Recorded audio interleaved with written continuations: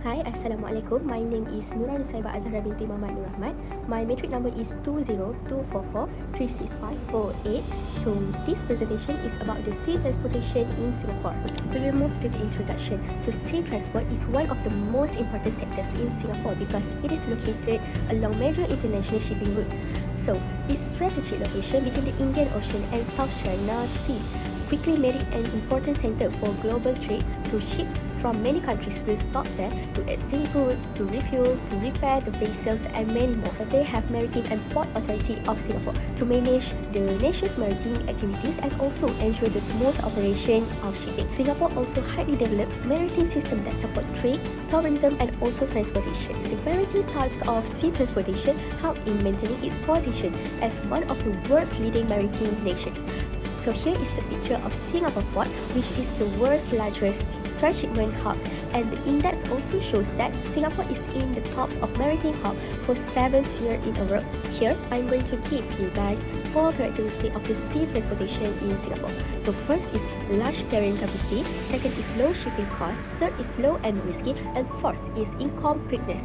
Let's get through it one by one. First is sea transportation have large carrying capacity. It can carry a very large amount of cargo at one time. So Singapore handles millions of containers every year through the Port of Singapore and Tuas Port. Second characteristic is low shipping costs. For your information, sea transport is actually cheaper compared to other transportation, especially for heavy and bulk goods. Shipping in large volume of goods actually reduce per unit cost, and the shorter the routes, the lower the operational cost, including the fuel consumption. The third characteristic of sea transport are slow and risky. The reality of sea transport is it is the lowest mode of transportation among all modes of transportation.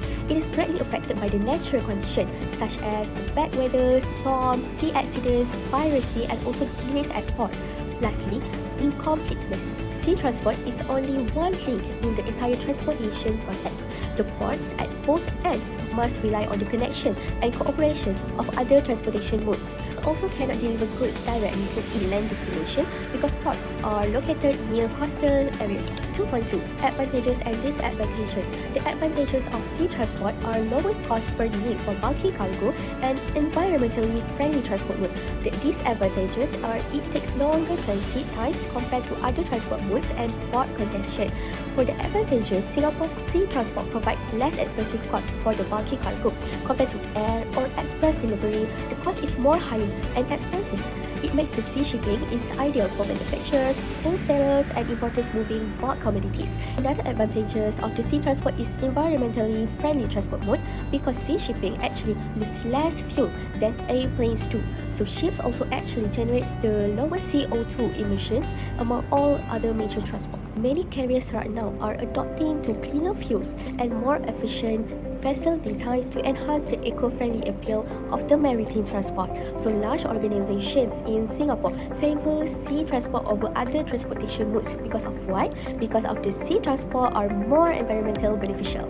For the disadvantages, sea transport takes longer time to transit. It can take several weeks from Asia to other destinations in Europe, Africa, and also America. This slow speed can actually delay sales and also can delay the cash flow. Importers need to plan their inventory earlier to make sure goods can be delivered on time. Other modes take 2 or 3 days to deliver the goods, but the sea transportation may even take a month to deliver goods. Lastly, the biggest disadvantages of sea transport is the port congestion. Unpredictable factors such as bad weather or port strikes can cause vessel delays. Transshipment via hub ports in Singapore can increase uncertainty because even a short delay at one port can change the entire supply chain. Bear with me, for the infrastructure, we have port infrastructure, global shipping connectivity, and maritime support infrastructure. Port of Singapore is the main maritime gateway that is operated mainly by Port of Singapore Authority, PSA International. The major terminals include Tanjong Pagar Terminal, Pasir Panjang Terminal, Brani Terminal, Keppel Terminal, and Tuas Megaport. There are more terminals, but these are the major ones. The global shipping connectivity. Singapore is connected to more than 600 ports globally, over 120 countries, and thousands of vessels weekly. Port in Singapore rank among the busiest transshipment ports in the world. Maritime support infrastructure. Singapore has a place for ship repair and maintenance facilities, bunkering service, which is the major global fuel supply center, the maritime finance and insurance services, and the logistic and warehousing hubs. Let's look at the networks. First, we have International Maritime Network. The international network links Singapore to China, Japan, Europe, Middle East, Australia, and United States. Major shipping lanes pass through the nearby of Strait of Malacca and Singapore Strait. Second is passenger ferry network divided to domestic ferry routes and international ferry routes. So passenger ferries connect mainland Singapore to nearby island and neighboring countries. Domestic ferry routes, the service connects to Sentosa, Pulau Ubin and Southern Island. International ferry routes, ferries operate between Singapore and two countries which are Malaysia and Indonesia. Here, main ferry terminal in Singapore are Harbour Front Centre, Tanah Merah Ferry Terminal and Marina South Pier. Everything needs policies. First is the maritime safety and security policy. Singapore need to ensure the safety and security of sea transport operations. So this policy measures strict shipping regulations, vessel traffic monitoring, anti-piracy measures and emergency response system. Second is global connectivity policy. Global connectivity is the key to Singapore's success as a world-leading hub for container transshipment with over 37.3 million handled in 2022. The third policy of sea transportation in Singapore is environmental sustainability policy. Singapore promotes green and sustainable shipping practices. The initiative include green port programs, cleaner marine fuel usage, reducing carbon emissions, and electrification of hovercraft. Lastly, trade and economic development policy. Sea transport policy that supports Singapore's economy and international trade. Objective of this policy are increase trade efficiency, create maritime-related jobs, and also attract global shipping companies. There are lots of issues, but I'm going to explain three major issues. Firstly, geopolitical tensions impact. Political conflicts in some areas, such as the South China, can affect shipping routes and trade. This will lead to higher insurance costs, shipping delays, longer routes, and changes in trade demand. Secondly, environmental regulation compliance. Shipping companies must follow strict environmental laws to reduce pollution. But the challenges are the high cost of green technology. They need to reduce carbon emissions produced and compliance with IMO and MARPOL.